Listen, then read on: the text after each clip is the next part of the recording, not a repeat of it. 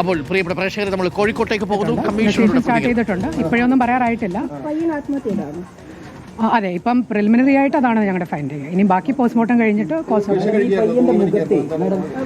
അല്ല, അതിപ്പോഴേ പറയാറായിട്ടില്ല. അത് പോസ്റ്റ്മോർട്ടം കഴിഞ്ഞാലും പറയാൻ പറ്റും.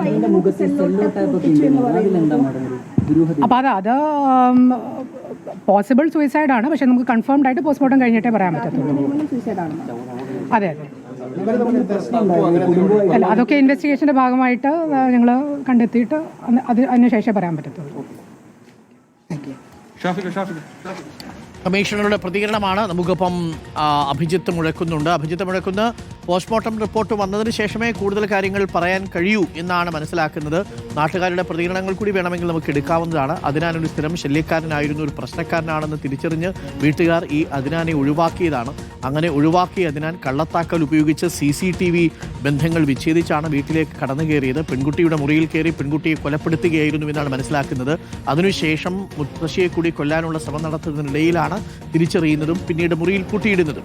ഇപ്പോൾ അഭിജിത്ത് കൂടി നമുക്കൊപ്പം ചേരുന്നു. അഭിജിത്തെ, കമ്മീഷണർ പറഞ്ഞതിൽ നിന്ന് മനസ്സിലാക്കുന്നത് പ്രാഥമികമായി അദ്നാന്റേത് സൂയിസൈഡാണ്, പെൺകുട്ടിയെ കൊലപ്പെടുത്തിയതിനു ശേഷം ആത്മഹത്യ ചെയ്തുവെന്നാണ്. പക്ഷേ മുഖത്ത് വന്നിരിക്കുന്ന സെല്ലോ ടേപ്പ്, അത്തരം കാര്യങ്ങളിൽ ചില സംശയങ്ങൾ ഉണ്ട് താനും. പോസ്റ്റ്മോർട്ടം റിപ്പോർട്ട് വന്നാൽ മാത്രമേ അതിനെക്കുറിച്ച് പറയാൻ കഴിയൂ എന്നാണ് മനസ്സിലാക്കുന്നത്. എന്താണ് നാട്ടുകാരുമായിട്ടൊക്കെ സംസാരിക്കുമ്പോഴും പോലീസിൽ നിന്ന് നമുക്ക് ലഭിക്കുന്ന വിവരങ്ങളുടെയും അടിസ്ഥാനത്തിൽ എത്തിച്ചേരാൻ കഴിയുന്ന പ്രാഥമിക നിഗമനം?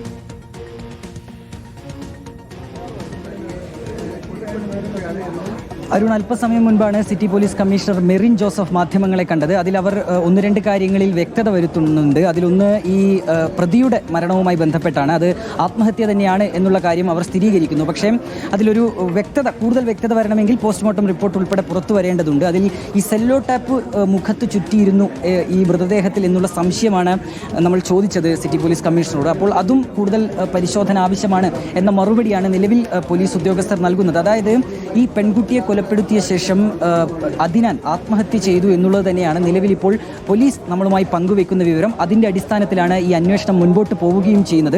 ഇതിലിപ്പോൾ അരുൺ, കുറച്ച് കൂടുതൽ കാര്യങ്ങൾ ഈ നാട്ടുകാരും ഒക്കെയായി സംസാരിക്കുമ്പോൾ നമുക്ക് ലഭ്യമായിട്ടുള്ള ചില കാര്യങ്ങൾ, ഈ അദ്നാൻ ഇവിടെ വീട്ടുകാരുമായി വലിയ രീതിയിലുള്ള പ്രശ്നങ്ങൾ ഉണ്ടായിരുന്നു. അതായത് ചില മോഷണങ്ങൾ ഉൾപ്പെടെ ഉണ്ടായിരുന്നു എന്നുള്ളതാണ് നമുക്ക് ഇവരുമായി സംസാരിക്കുമ്പോൾ മനസ്സിലാക്കാനായി കഴിയുന്ന കാര്യം. അത് ഈ പെൺകുട്ടി കണ്ടുപിടിക്കുകയും പെൺകുട്ടിയാണ് വീട്ടുകാരോട് ഈ വിവരങ്ങളൊക്കെ പറയുന്നത്. അപ്പോൾ പെൺകുട്ടിയോട് കൂടുതൽ പക അത് അദ്നാന്റെ മനസ്സിലുണ്ടായിരുന്നു. അതിനൊരു പ്രതികാരം എന്ന നിലയിലാണ് അദ്നാൻ ഇന്നലെ രാത്രി ഈ വീട്ടിലേക്ക് എത്തുന്നതും ശേഷം ഈ കൊലപാതകം നടത്തുകയും ചെയ്തിട്ടുള്ളത്. അതിൽ ഈ അമ്മൂമ്മയെ, അതായത് മുത്തശ്ശിയെ കൂടി കൊലപ്പെടുത്താനുള്ള ഒരു ശ്രമം അദ്നാന്റെ ഭാഗത്തുനിന്നുണ്ടായിരുന്നു. പക്ഷേ അവർ ഞെട്ടി എഴുന്നേൽക്കുകയും ശേഷമാണ് ഈ പെൺകുട്ടി കൊല്ലപ്പെട്ട നിലയിൽ കാണുകയും ചെയ്യുന്നത്. ഏതായാലും അരുൺ, പോസ്റ്റ്മോർട്ടം റിപ്പോർട്ട് വന്നു കഴിഞ്ഞാൽ എങ്ങനെയാണ് ഈ മരണകാരണം എന്നതടക്കമുള്ള കാര്യങ്ങളിൽ ഒരു വ്യക്തത വരും. മൃതദേഹം നിലവിൽ ഏതായാലും മെഡിക്കൽ കോളേജ് ആശുപത്രിയിലേക്ക് മാറ്റുകയും ചെയ്തു.